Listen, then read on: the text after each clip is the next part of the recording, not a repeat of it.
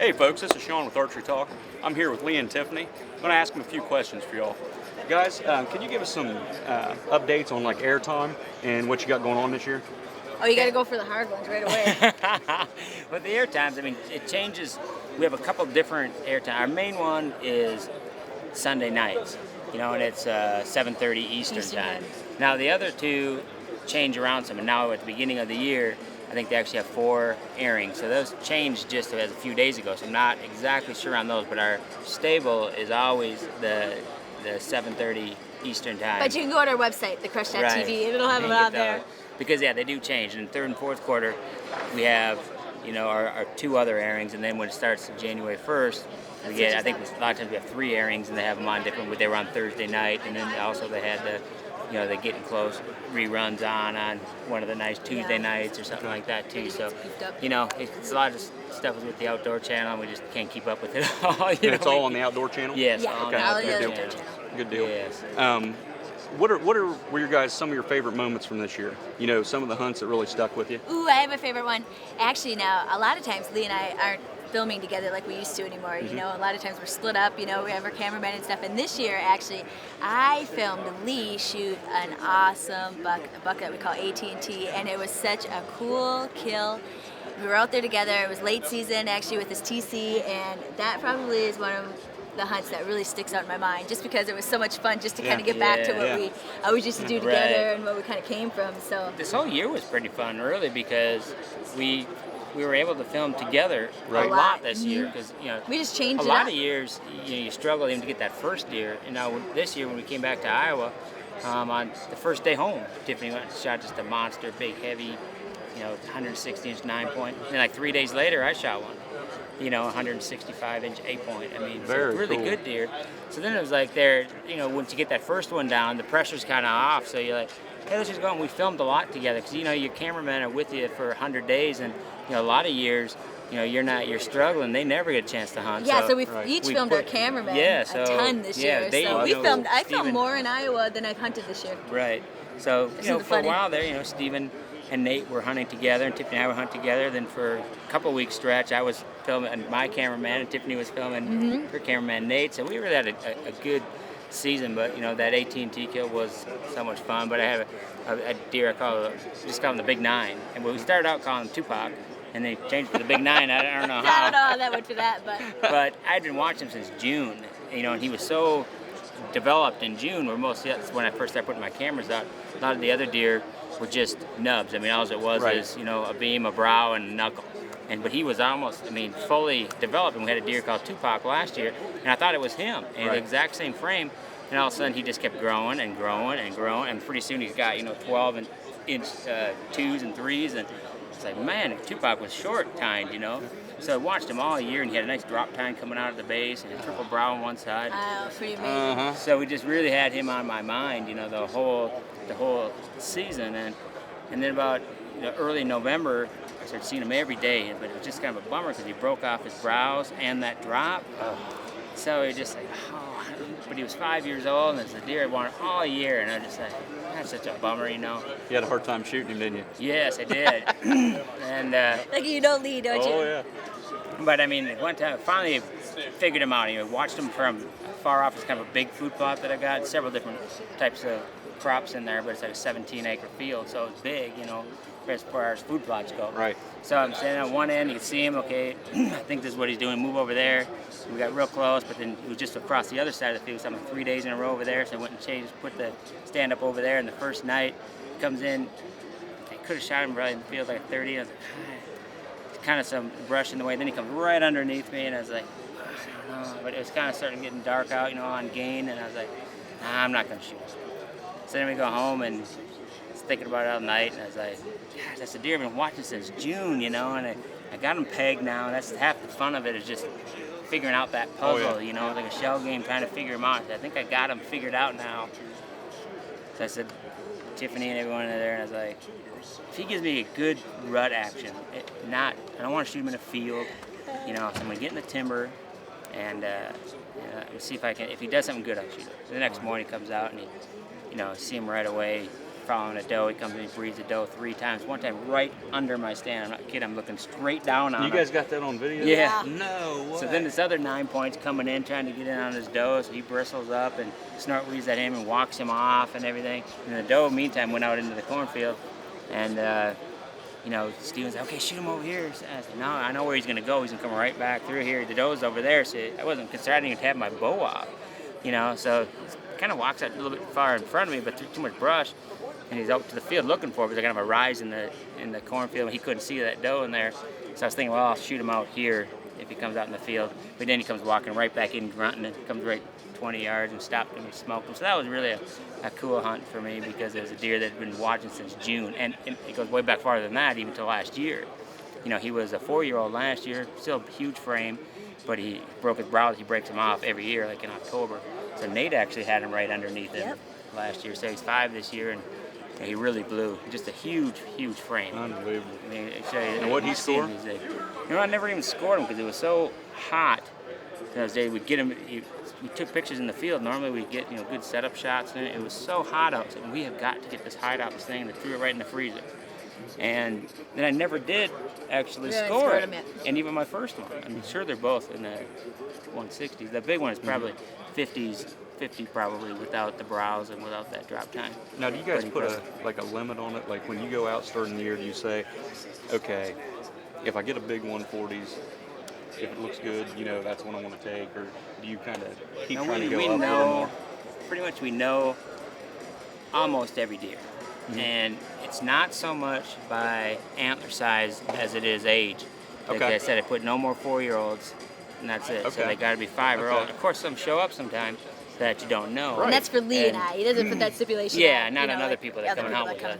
So it's gotten tougher for us to shoot deer, because it's like so many right now.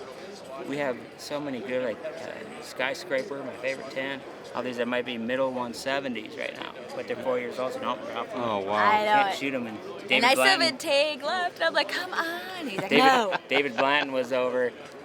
He was hunting, and I said, there's this field, there's a big 7 that's coming out if you want to shoot like a big mature deer. I said, but Skyscraper comes out. I said, I haven't even told anybody they come. I said, I don't even bring it up hunting that farm, because I know he'll be there. He's there every day. He's so socked in tight, and that's what's nice about when you got a deer like that, a homebody. You can let him grow as old as you want to, because he's not going anywhere. I mean, I don't think he leaves that 80 acres on that end of that farm.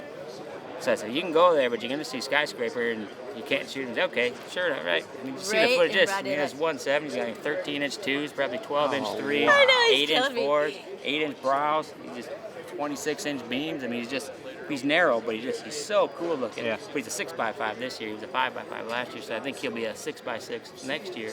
But he's just out in the beans. I mean, you're talking 3:30 in the afternoon, broad daylight out there, and it's like, see, he's socked in there tight. So you gotta leave him alone. You gotta make sure you got really got the right a few more days of the season, so it's like it is hard even for me now, because I do have a deer left that I'd love to shoot with like my muzzleloader. But the thing is, it's like they've already made it this far, so now it's like, right. Yeah, it's like a couple more days to the end of the season. You know what they're gonna be next year. It's like so. Right. It's very tough this time of year, because even that big 7-point, like some of our cameramen, hey, maybe I'll go shoot that 7-point. Because I think he's 4 or 5. I don't know him from last year. Well, actually, he's not. He's an 8, because he actually got 5 on the one side. He does have a small 4, but I was like, there's nothing wrong with having a 5-year or 6-year-old 7-point next year. They're always going to be bigger no matter what. So it's really tough. Now, how much land do you guys have? Like, well, we got 10 different farms that we own or own part of anyway. Okay. And we have a couple of real good partners. And it's about just over 6,000 acres total, probably. So, even now we've gotten to, I think we shot 12 bucks this year, and that's usually where I kind of put a limit on it. I usually try to average about 1.5 per farm. I mean, some farms, you shoot 3 up, it just depends on what they are. Some, if you don't have any old bucks, you don't even hunt there because there's nothing old there. Right. So you go strictly by age on the farm. So, but usually around 10 to 12 bucks is about what I'll allow taken off each year, and that's very low pressure for what we've got. Yep, absolutely. We've got 90 food plots I plant, over 600 acres of food plots. And there's probably 30 of those 90 don't have stands on it. They've never been on it and won't. They're just got to have those sanctuary areas. It's hard enough to shoot a 5 or 6 year old buck, Right. you know, but if you get pressure on them, you're never going to see them unless you want to go hunting with their spotlight. So if you want to see a mature buck out in daylight, boy, it's got to be very low pressure. And so that's why you got, 10 different farms. And, a lot of people want to have a big farm in one place, and that's nice, but I'd rather have 200 to 500 acre farms spread out. I mean, 40 miles apart from our farthest north to our farthest south. Just you get, I figure if you had 3,000 acres, I guarantee it on this 300 acres, I've got every deer from 3,000 acres. If you got, do everything right, keep the food and the cover, and and low pressure on that. So, you get totally different genetics, and plus I'm such a deer fanatic. I've got to go check cameras, or I've got to look at food plots. I got to do something with deer every day. Right. So, and really learned this with Don and Candy Kiske. They're good friends of ours, and he had like a 3,000 acre piece.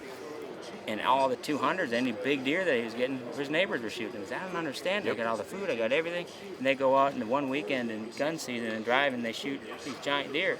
But I think what was happening is he, like I, just a deer fanatic that even going checking your cameras here and here and here and here. And even though maybe going different spots, you're always driving through the farm. There's always just so much human pressure on those. And even though his neighbors maybe don't do anything, but they're in their woods 5 days a year during the shotgun season. The other 360 days, nothing. So it just that little bit of pressure checking cameras and that stuff was moving them out. So someone have 10 or more different farms. I can go get my deer fix and go check camera over in this farm and go over to this one. And by the time I get back around to that one, it might be a month later. Right. So you can still get out and do all that kind of stuff and still keep the pressure. Now, have you seen the game cameras that they'll download right on the computer now? Oh yeah. Absolutely. Yeah. I mean, that's ingenious. I know. I tell you, the game cameras have changed the way you hunt. Absolutely.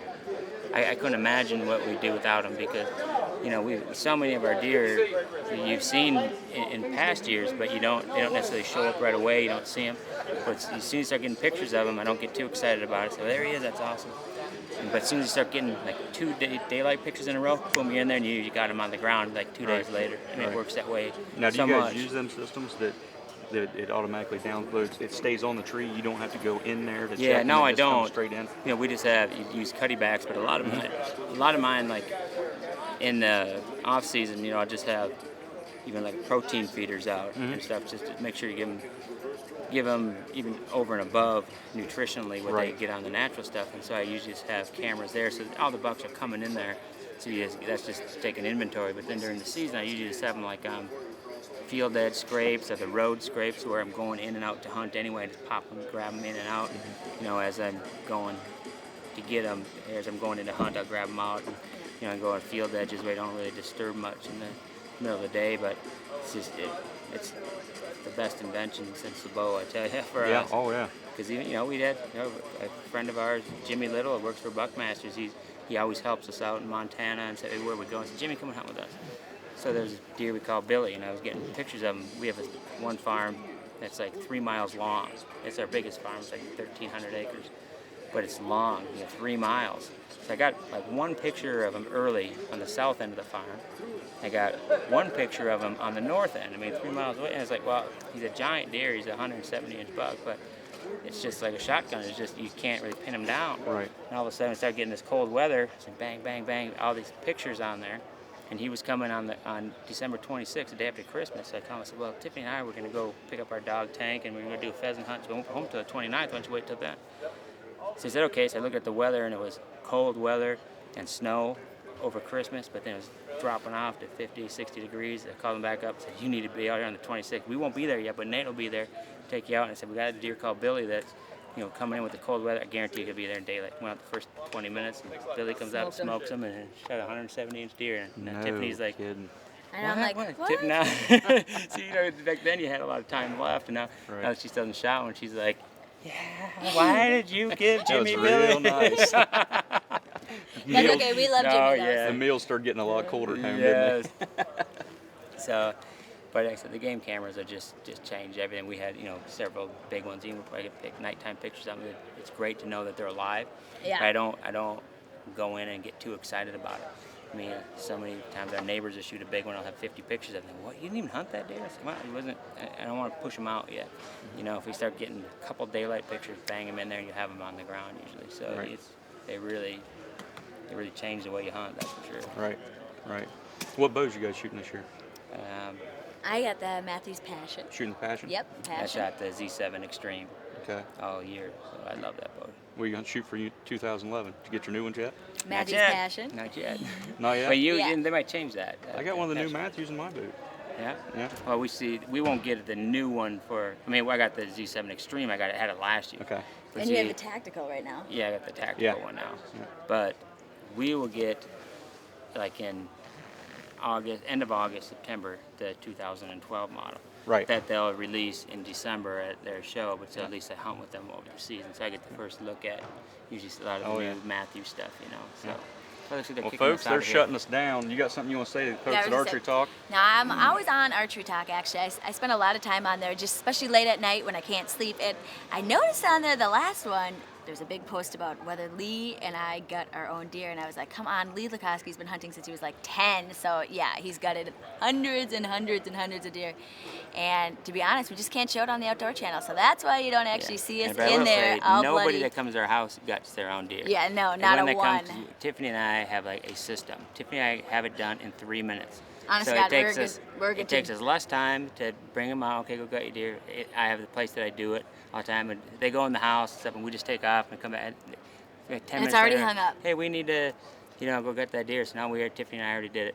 So if you think that Tiffany doesn't gut her deer, I tell you, these hands have been in a lot of I know, it's chest like, you see cavities these there. I nails? tell you. Yeah, and actually, I'm always the one who wants to look. I'm like, wait, we gotta look at the heart. If we ever go anywhere and it's someone's Yeah. got one, I'm like, I gotta see the lungs. I gotta see where you hit it. I want to see how the broad. Yeah. Honest to God, it's like fascinates me. It's Yeah. like never gotten grossed Yeah. out. So I was just cleaning pheasants the other day. So Yep, she's Yeah, not and they're afraid doing of it. guts, nope, lungs, not even hearts, a little bit. blood, nothing. Mm-mm. So Well, very Not cool. even a little bit. Guys, I appreciate your time. yes, You guys have a great Good show. talking We Shawn. appreciate it too, and let us know if you need anything from us. Absolutely. We love ArcheryTalk, so Great. Thanks, folks. you're welcome.